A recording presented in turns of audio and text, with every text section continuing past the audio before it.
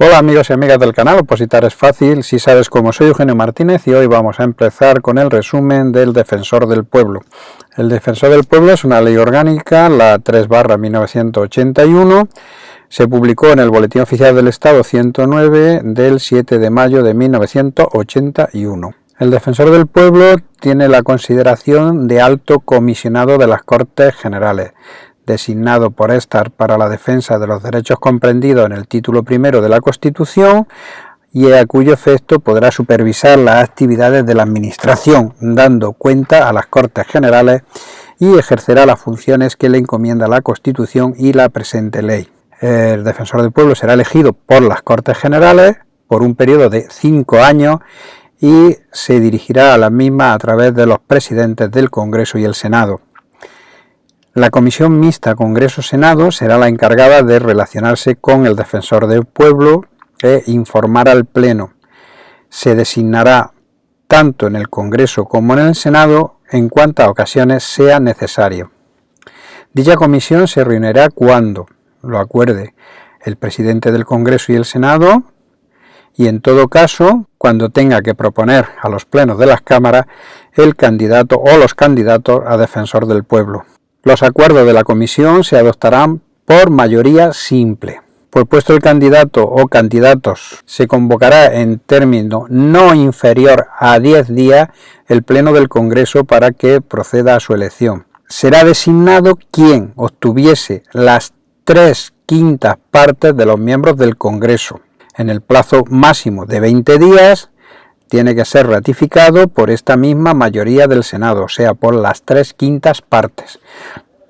Esta mayoría, que es una mayoría cualificada, tenéis que tener en cuenta que tanto para la elección del candidato son las 3/5 partes del Congreso y tiene que ser ratificado por el Senado en un plazo máximo de 20 días, también por las 3/5 partes del Senado. Quedar claro estos dos conceptos.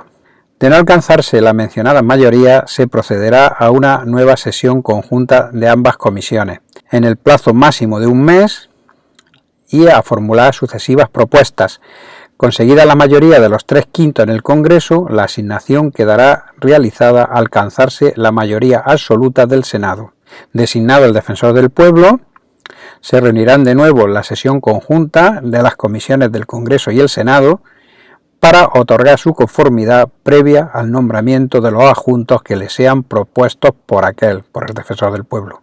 Podrá ser elegido Defensor del Pueblo cualquier español, mayor de edad y que se encuentre en el pleno disfrute de sus derechos civiles y políticos. Los presidentes del Congreso y del Senado acreditarán conjuntamente con sus firmas el nombramiento del Defensor del Pueblo, que se publicará en el Boletín Oficial del Estado. Tomará posesión de su cargo ante las mesas de ambas cámaras reunidas conjuntamente. Prestará juramento o promesa de fiel desempeño de su función.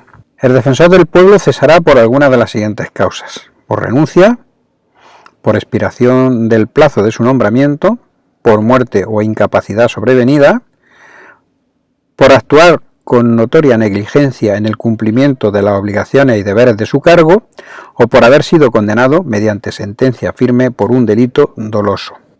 La vacante en el cargo se declarará por el presidente del Congreso, en los casos de muerte, renuncia o expiración del plazo de mandato. En los demás casos se decidirá por la mayoría de 3/5 partes de los componentes de cada Cámara, mediante debate y previa audiencia del interesado. Cuando queda vacante el cargo, se inicia un procedimiento para el nombramiento del nuevo defensor en un plazo no superior a un mes. En los casos de muerte, cese o incapacidad temporal o definitiva del Defensor del Pueblo, y en tanto no procedan las Cortes Generales a una nueva designación, desempeñará sus funciones interinamente, en el orden correspondiente, los adjuntos al Defensor del Pueblo. El Defensor del Pueblo no está sujeto a mandato imperativo alguno, no recibe instrucciones de ninguna autoridad y desempeñará sus funciones con autonomía y según su criterio. Quedaros con estas frases porque sí que salen muchas preguntas sobre si el defensor del pueblo está sometido al control de algunas instituciones o algunos estamentos judiciales. No recibe instrucciones de ninguna autoridad y tiene que hacer sus funciones con autonomía y según su criterio. Esos conceptos tenerlos claros. No está sujeto a ningún mandato. Goza de inviolabilidad. No puede ser detenido, expedientado, multado, perseguido o juzgado en razón a las opiniones que formule o a los actos que realice en el ejercicio de las competencias propias de su cargo.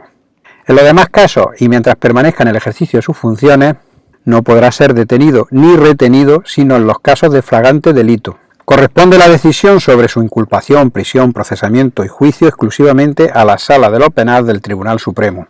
Estas mismas reglas, estas mismas prerrogativas e incompatibilidades son aplicables a los adjuntos del defensor del pueblo cuando estén cumpliendo sus funciones. La condición de defensor del pueblo es incompatible con todo mandato representativo, con todo cargo político o actividad de propaganda política, con la permanencia en el servicio activo en cualquier administración pública, con la afiliación a partidos políticos, desempeño de funciones directivas en un partido político, en un sindicato, una asociación o fundación, y con el empleo al servicio de los mismos en el ejercicio de su carrera judicial y fiscal, o con cualquier actividad profesional, liberal, mercantil o laboral. O sea, es incompatible con todo. El defensor del pueblo deberá cesar dentro de los 10 días siguientes a su nombramiento y antes de tomar posesión ante toda situación de incompatibilidad que pudiera afectarle, entendiéndose, en caso contrario, que no acepta el nombramiento. Si la incompatibilidad fuese sobrevenida una vez posicionado o posesionado el cargo, se entenderá que renuncia al mismo en la fecha en que aquella se hubiera producido. El defensor del pueblo estará auxiliado por su adjunto primero y un adjunto segundo, en los que puede delegar sus funciones, y que le sustituirán por orden en el ejercicio de las mismas, en los supuestos de imposibilidad temporal o en el de cese. El defensor del pueblo es el que nombra y separa sus adjuntos, previa conformidad de las cámaras y en la forma que determinen sus reglamentos. El nombramiento de adjuntos será publicado en el Boletín Oficial del Estado. Puede iniciar y proseguir de oficio o a petición de parte cualquier investigación conducente al esclarecimiento de actos y resoluciones de la administración pública y sus agentes, en relación con los ciudadanos, a la luz de lo dispuesto en el artículo 103.1 de la Constitución y el respeto debido a los derechos proclamados en su título primero. Las atribuciones del defensor del pueblo se extienden a la actividad de los ministros, las autoridades administrativas, los funcionarios y cualquier persona que actúe en servicio de las administraciones públicas.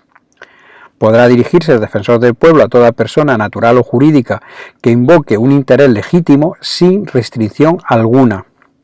No podrán constituir impedimento para ello nacionalidad, residencia, sexo, minoría de edad, incapacidad legal del sujeto, el internamiento en un centro penitenciario o de reclusión y, en general, cualquier relación especial de sujeción de dependencia a una administración o poder público. Que os quede claro que el defensor del pueblo puede actuar en interés de cualquier persona. No hay ninguna limitación. En el caso hipotético de que os hagan una pregunta, ¿esta persona con estas condiciones puede ser representada o puede dirigirse o hacerse valer ante el defensor del pueblo? Sí, siempre. Los diputados y senadores, individualmente, las comisiones de investigación o relacionadas con la defensa general o parcial de los derechos y libertades públicas y principalmente la Comisión Mixta Congreso-Senado de Relaciones con el Defensor del Pueblo podrán solicitar mediante escrito motivado. Escrito motivado significa que se hace una petición y se motiva el porqué de ese escrito. La intervención del defensor del pueblo para la investigación o esclarecimiento de actos, resoluciones y conductas concretas producidas por las administraciones públicas que afecten a un ciudadano o a un grupo de ciudadanos en el ámbito de sus competencias. No podrá presentarse queja ante el defensor del pueblo ninguna autoridad administrativa en asuntos de su competencia. La actividad del defensor del pueblo no se verá interrumpida en los casos en que las Cortes Generales no se encuentren reunidas hubieran sido disueltas o hubiese expirado su mandato. En las actuaciones previstas en el apartado anterior, el Defensor del Pueblo se dirigirá a las diputaciones permanentes de las cámaras.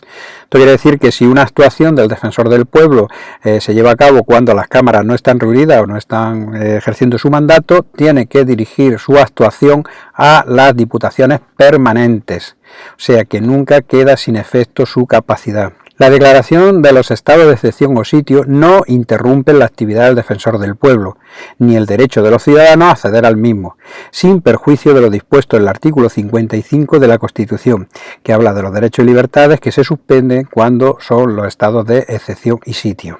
Cuando el Defensor del Pueblo recibe quejas referidas al funcionamiento de la Administración de Justicia, deberá dirigirlas al Ministerio Fiscal, para que la investigue la realidad de estos hechos y adopte las medidas oportunas con arreglo a la ley, o bien de traslado de las mismas al Consejo General del Poder Judicial. Todo ello sin perjuicio de la referencia que el Defensor del Pueblo en su informe general a las Cortes Generales pueda hacer a este tema. El Defensor del Pueblo velará por el respeto de los derechos proclamados en el título primero de la Constitución en el ámbito de la administración militar. Esta también es otra pregunta que hay que tener en cuenta. El Defensor del Pueblo también tiene competencia en la administración militar, sin que la intervención del Defensor del Pueblo pueda entrañar ninguna interferencia en el mando de la defensa nacional. Esa es la limitación que pone la ley a la capacidad del Defensor del Pueblo dentro de la administración militar, que no pueda entrañar ninguna interferencia al mando de la defensa nacional. Toda queja que se presente ante el Defensor del Pueblo tiene que estar firmada por el interesado y tiene que constar nombre, apellido y domicilio, en un escrito razonado en papel común y en un plazo máximo de 1 año, contado a partir del momento en que se tuviera conocimiento de los hechos objetos de la misma. Aquí también se presta a varias preguntas. Tener en cuenta que cuando habla del plazo de presentación de una reclamación ante el Defensor del Pueblo, se puede hablar de un plazo máximo de 1 año desde el conocimiento de los hechos o desde que ocurrieron los hechos. Tener en cuenta que la ley dice que desde el conocimiento de los hechos, no desde que ocurrieron. Todas las actuaciones del Defensor del Pueblo son gratuitas para el interesado y no es preceptiva la asistencia de letrado ni de procuradores. La correspondencia que se dirige al Defensor del Pueblo y que sea remitida desde cualquier centro de detención, internamiento o custodia de las personas no podrá ser objeto de censura de ningún tipo.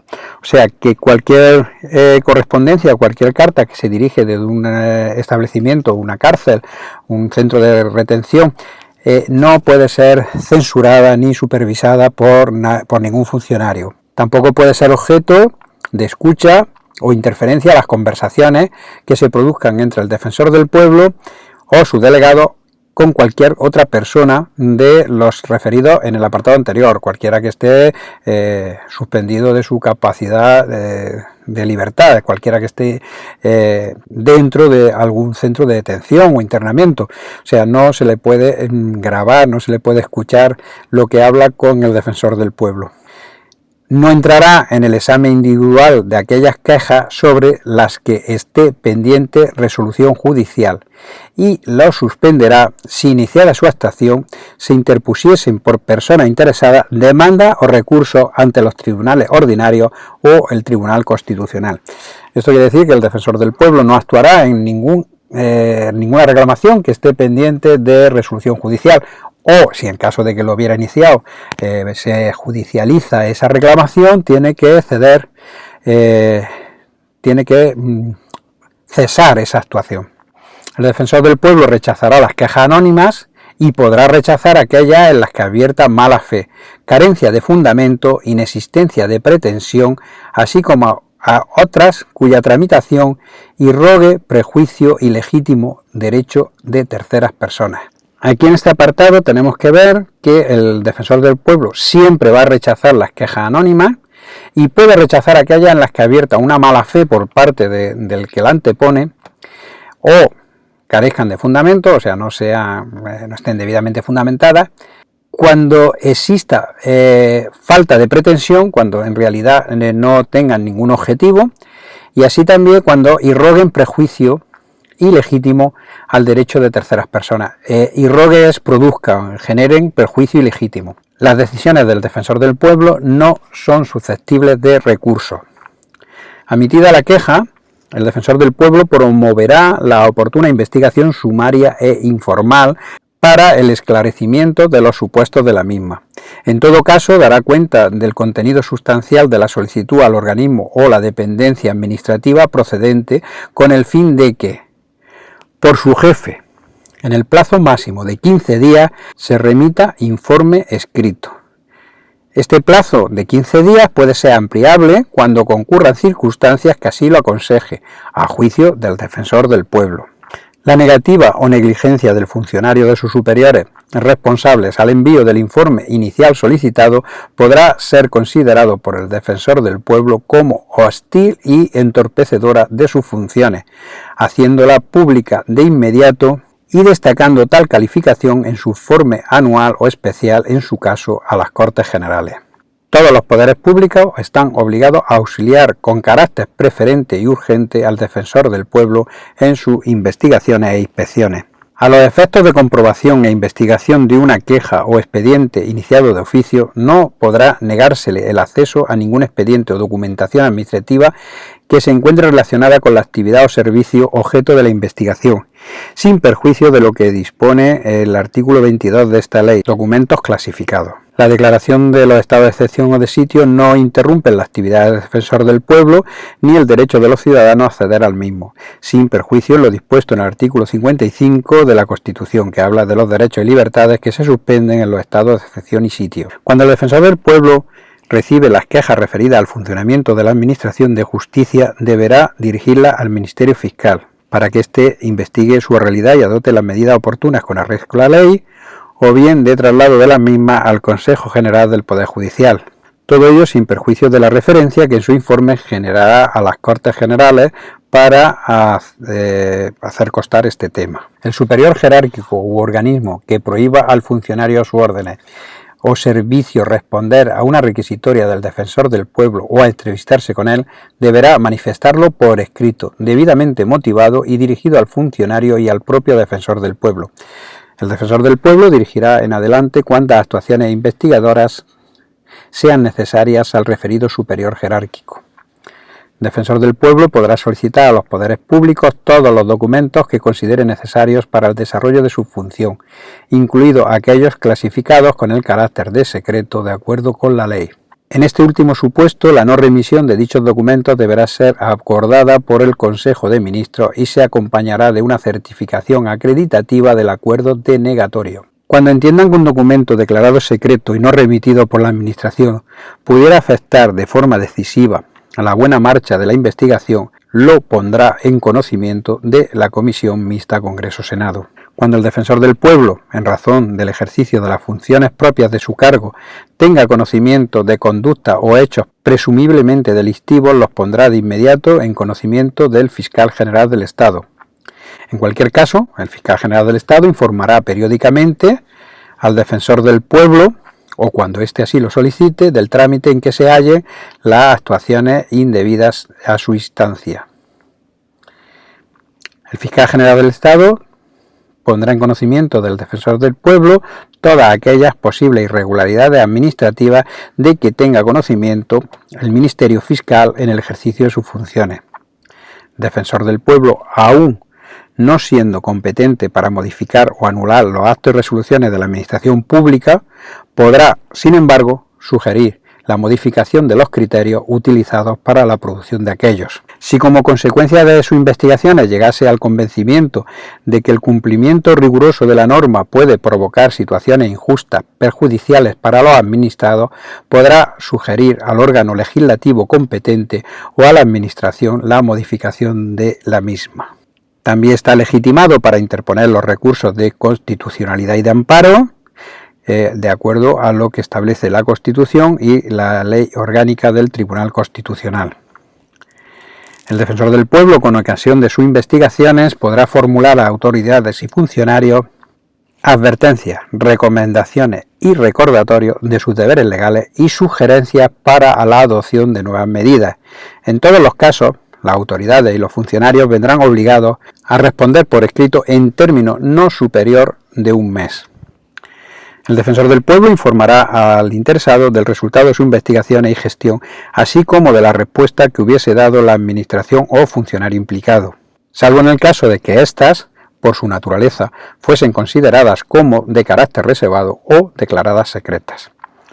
El defensor del pueblo comunicará el resultado positivo o negativo de sus investigaciones a la autoridad o funcionario o dependencia administrativa de la cual se haya suscitado. Asimismo, dará cuenta anualmente a las Cortes Generales de la gestión realizada en el informe que presentará ante las mismas cuando se hallen reunidas en periodo ordinario de sesiones. Cuando la gravedad o urgencia del hecho aconseja que se presente un informe extraordinario, se dirigirá a las diputaciones permanentes de las cámaras si éstas no se encontrarán reunidas. Los informes anuales y en su caso los extraordinarios serán publicados. Un resumen del informe será expuesto oralmente por el defensor del pueblo ante los plenos de ambas cámaras, pudiendo intervenir los grupos parlamentarios a efectos de fijar su postura. Las personas que se encuentren al servicio del defensor del pueblo y mientras permanezcan en el mismo se considerarán como personal al servicio de las Cortes. El defensor del pueblo ejercerá las funciones del Mecanismo Nacional de Prevención de la Tortura de conformidad con la Constitución, la presente ley y el protocolo facultativo de la Convención contra la Tortura u otros tratos o penas crueles, inhumanos o degradantes. Bueno, con esto acabamos este esquema resumen de la ley del defensor del pueblo. Espero que os sirva para afianzar mejor estos conocimientos, estos esquemas, y así poder afrontar esta ley con un poquito más de claridad. Os recuerdo que opositar es fácil si sabes cómo y os espero en la próxima clase.